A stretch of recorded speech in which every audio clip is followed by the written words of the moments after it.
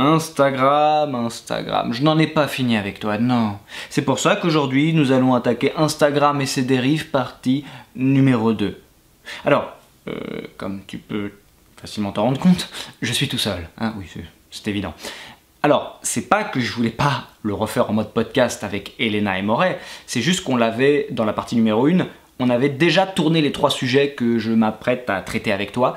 On l'avait déjà fait, mais j'ai perdu les rushs. Je sais pas comment j'ai fait, je ne sais absolument pas. J'ai perdu les rushs de ces 3 sujets, c'est pour ça que d'ailleurs, dans la partie numéro 1, que je t'invite à visionner, qui apparaît juste au-dessus, eh bien tu verras qu'à la fin de la vidéo, ça s'arrête un petit peu comme ça, un peu nettement sèchement. Donc, je vais le faire tout seul. Voilà, aujourd'hui, je suis désolé mon lapin, mais tu n'auras que ma seule et unique compagnie. Ça se répète, seul et unique, c'était pas... Et il est temps de commencer.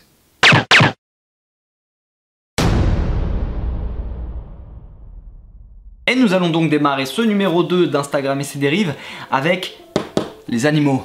Car comme tu as pu le remarquer, ils pullulent sur Instagram. Et ça, c'est pas très bon. Et tu vas vite comprendre pourquoi. En effet, il y a énormément d'animaux que l'on peut retrouver donc en photo ou en vidéo sur Instagram. Mais attention, aujourd'hui on va pas parler des animaux par exemple, je ne sais pas moi, dans la savane africaine, et si par exemple tu as des gens qui partent faire un safari et qui les prennent en photo, voilà, on voit le lion avec sa lionne, ils sont en train de marcher. Non mais ça là, il n'y a aucun problème, hein. Bien entendu, je ne parle pas de ça. Non, moi ce qui me plaît pas, ce sont les gens qui font des photos ou des vidéos de chiots et de chatons.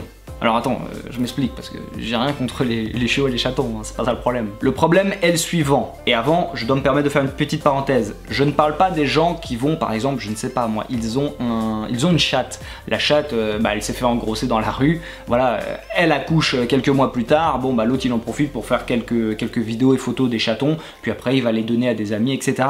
Là, il n'y a pas de problème, pas de souci. Mais, fin de la parenthèse, on voit que sur Instagram, même sur YouTube d'ailleurs, mais sur Instagram, on voit que les photos et les vidéos de chiots et de chatons, ça marche énormément, ça cartonne, les gens adorent ça. Donc, ça mène forcément à des dérives. Tu as forcément des gens qui vont repérer ce filon, qui l'ont d'ailleurs, je pense déjà à repérer, ça se fait déjà, hein, à mon avis, c'est pas, ça va arriver, je pense que ça se fait déjà.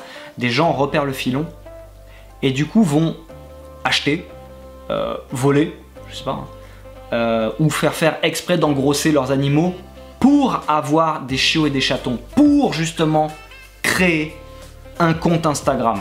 Et là tu vas peut-être me dire, oui mais c'est pas parce qu'il va poster des photos de ses chiots ou de ses chatons qu'il va gagner de l'argent. Eh bien si. Alors certes c'est pas en postant la photo, là tu gagnes pas d'argent directement. Si ton compte Instagram vient marcher, tu viens faire beaucoup de vues, du coup tu as des marques qui peuvent te contacter et tu vas pouvoir faire des contenus sponsorisés, des placements de produits, et c'est là que tu vas commencer à gagner de l'argent. Et du coup, des gens avec l'esprit un peu tordu, voulant se faire de l'argent facile, vont peut-être se procurer de je ne sais quelle manière des chiots ou des chatons, bombarder de photos, de vidéos tant qu'ils sont chiots.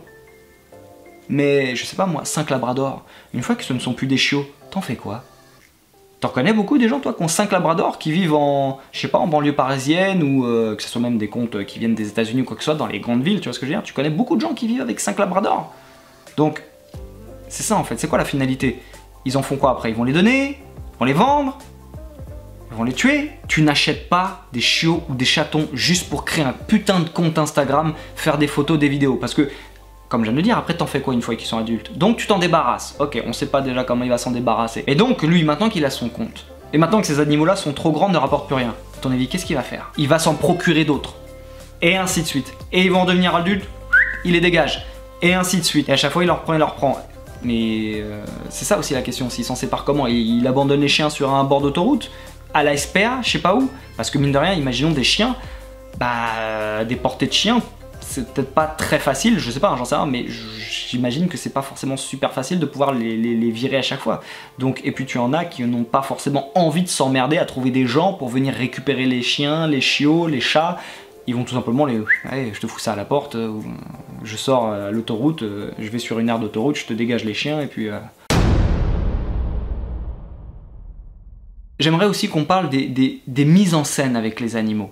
Parce que ça me plaît pas non plus. Et non, là non plus, ça ne me plaît pas. Puisque ton animal, tu te doutes bien qu'encore une fois, il y en a qui ont repéré, comme je viens de te le dire, que c'était un gros business et qui vont donc faire tout et n'importe quoi à leurs animaux pour les mettre dans des postures les plus loufoques, les plus marrantes possibles. Mais toi, tu n'as au final qu'une photo où tu as le chien dans une position marrante. Ah, c'est marrant ce qu'il fait le chien. Sauf que tu te doutes bien que, et j'espère avoir trouvé des extraits à t'afficher à l'écran, tu te doutes bien que des fois tu vois un chien par exemple avec une casquette, une paire de lunettes, installé dans une position chelou dans un canapé, mais tu te doutes bien que ça c'est de la mise en scène. Tu te doutes bien que le chien il est pas rentré comme ça, non parce que je dis ça parce que des fois tu vois dans les commentaires, enfin il y a des gens ça giflait, t'as l'impression t'as des gens qui croient vraiment que le chien a fait ça tout seul, tu sais. Non, derrière faut bien se douter que derrière cette mise en scène, derrière cette photo, tu as un maître qui peut être violent envers l'animal pour lui dire mets-toi comme ça, assis. Le chien lui il a qu'une envie, c'est peut-être d'aller pisser, d'aller jouer ou du moins pas de tenir en équilibre sur une patte. Donc l'autre et il s'en prend une et il s'en prend une autre, assis, bouge pas bouger. Tu vois ce que je veux dire? Ça me plaît pas non plus, c'est pas des jouets. Ce ne sont pas des jouets, ce sont des animaux. Fous-leur la paix en fait. Il est pas censé faire une position de yoga ton chien avec des lunettes et une télécommande et une bière dans l'autre main, enfin dans l'autre patte. Tu vois ce que je veux dire? Donc il faut aussi réfléchir un peu tout ça, pour faire cette mise en scène. Est-ce que le maître il a pas été agressif avec? Et puis après ça rentre peut-être dans une surenchère parce qu'il voit que cette photo a fait beaucoup de likes. Donc du coup le chien il faut toujours trouver quelque chose à lui faire et de plus en plus spécial, de plus en plus original pour qu'on fasse de plus en plus, toujours plus de likes. Non, c'est de la tyrannie ça. Les mises en scène sur Instagram. Ouais, je classe ça vraiment dans les dérives d'Instagram, déjà par rapport à ce que je viens de t'expliquer avec les animaux, mais même aussi avec les êtres humains. Ça frôle le ridicule. Et pourquoi est-ce que je le mets dans les dérives? Ça va pas trop être au niveau, là, pour le coup, des mises en scène, de la mise en scène en elle-même. Ça va plus être par rapport aux réactions des gens dans les commentaires. C'est-à-dire que, des fois, tu vois des mises en scène qui sont totalement abusées, totalement absurdes. Tu te doutes bien que c'est une mise en scène. Voilà, c'est gros comme une maison, que c'est fait exprès. I hid under the bed and did this. Oh my god! Oh my god! Something's grabbed me. Something's grabbed me. What grabbed you? Right underneath your bed. Bro, there's nothing under my bed. What do you mean? What are you talking Something grabbed me, bro. Oh my god!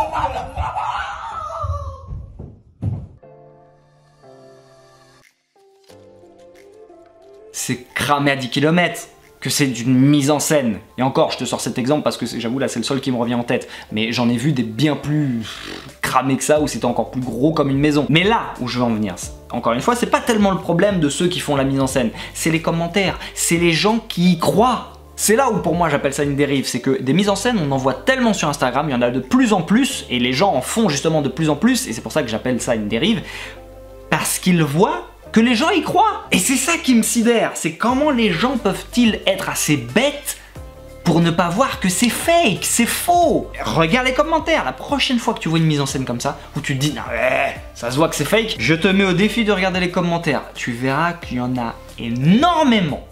Il y en aura énormément qui sont, oh, mort de rire, tu les as bien eus. Non mais... Et voilà pourquoi je qualifie ça comme des dérives, parce que du coup, vu que les gens sont assez dupes, sont assez naïfs pour y croire, bah j'appelle ça une dérive parce que du coup on en voit tellement, mais c'est pas drôle en fait, puisqu'on sait que c'est faux. Enfin, pour ceux qui l'ont compris. Passons maintenant à ce troisième et dernier point de la vidéo, les coachs muscu en carton sur Instagram. Qui d'ailleurs très souvent ne sont même pas des coachs. Si tu regardes un peu de contenu de musculation sur Instagram, tu as dû voir beaucoup, mais alors beaucoup d'explications de mouvements, de gens qui veulent t'expliquer des mouvements mais qui ne sont absolument pas coachs. Et ça, moi qui ai été coach pendant pratiquement 10 ans, ça a le don de m'horripiler. Tu sais, surtout quand ils te font, t'as dû en voir des photos ou des vidéos où ils te coupent l'image en deux. Tu as cette partie-là, par exemple, avec une petite encoche verte te disant, voilà, c'est comme ça qu'il faut faire le mouvement. Et tu as cette partie-là avec une petite croix rouge. Non, c'est pas comme ça. Alors en effet, le mouvement où il y a la croix rouge n'est pas bon. Mais très souvent, le mouvement, même il y a l'encoche verte, n'est pas bon non plus. J'ai même dans de rares cas, il est vrai, mais j'ai même déjà vu où là où il y avait l'encoche verte, le mouvement était encore pire, était encore plus mal exécuté que là où il y avait la croix rouge. Les gars, si tu fais partie de ceux qui font des vidéos ou des photos comme ça, si tu n'es pas coach, s'il te plaît, arrête. Arrête de poster des trucs comme ça. À chacun son métier, à chacun sa discipline. Mais c'est pas tout, parce que ça c'est pas le pire. Non, non, ça ce sont pas les pires. Non, tu as aussi ceux qui veulent faire dans l'originalité. Tu vois, il faut toujours en faire plus. Mais c'est ça aujourd'hui, hein, avec les internets, comme on dit. Petite parenthèse, j'ai jamais compris cette expression. Pourquoi on dit les internets? Non, la question est sincère une fois de plus. Je comprends pas. Explique-le moi dans les commentaires. Il n'y a qu'un internet. Il y a l'internet. Pourquoi les internets? J'ai jamais compris ce truc-là. Et tu as des gens qui adorent en faire, mais tellement plus que ça n'a vraiment plus aucun sens. Mais vraiment plus aucun. Comme lui, par exemple.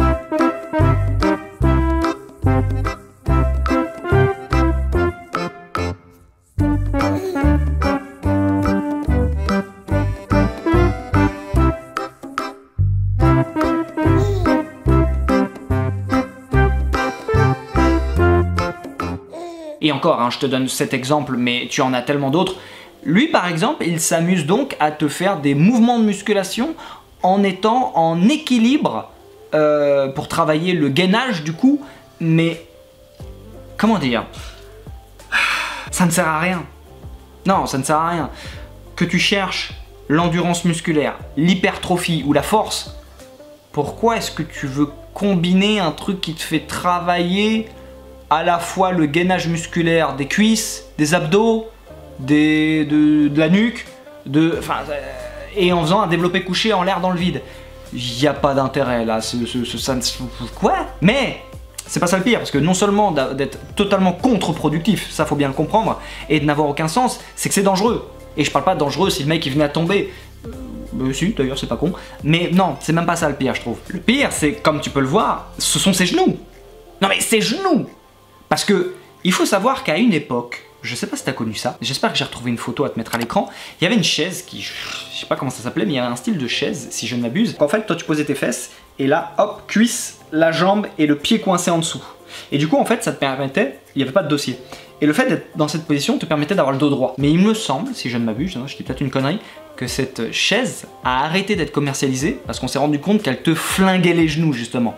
À force d'avoir les genoux calé comme ça, tout le temps plié, ça te flinguait les genoux. Précisément quelle partie? Est-ce que c'était plus au niveau de la rotule, ménisque? Je ne sais pas, j'avoue, là je ne sais pas. Donc, si déjà, juste en étant assis comme ça, et en maintenant juste une position, déjà ça te flingue le genou, imagine si tu t'amuses à faire ça, avec des charges additionnelles, avec une barre de développé couché. Là, non seulement dans la position dans laquelle il est, en étant suspendu dans le vide, déjà, le poids, t'as tout le poids qui repose sur les genoux, tout ton poids de corps. Mais si en plus maintenant tu t'amuses à prendre des haltères, une barre, des kettles, je te mets au défi. Je te mets au défi, vas-y, fais-le. Vas-y, fais ça pendant un trimestre. Chacune de tes séances haut du corps, maintenant tu les fais comme ça. Non, tu sais quoi, j'ai même pas... Je peux même pas te mettre au défi de le faire, le fais pas. Tu vas te défoncer les genoux. C'est stupide. C'est complètement débile. Eh bien mon lapin, pour aujourd'hui, c'est tout pour moi. Je t'invite à me laisser un commentaire pour me donner ton avis, ou même, pourquoi pas, pour me donner une idée de sujet. Que ça soit même un sujet de manière générale à traiter en vidéo, ou même, pourquoi pas, sur les dérives Instagram. Qu'as-tu remarqué? Je t'invite aussi à liker cette vidéo, bien sûr, à la partager, même si tu ne le feras pas, puisque oui, tu me chies à la gueule. Et je te dis à la semaine prochaine.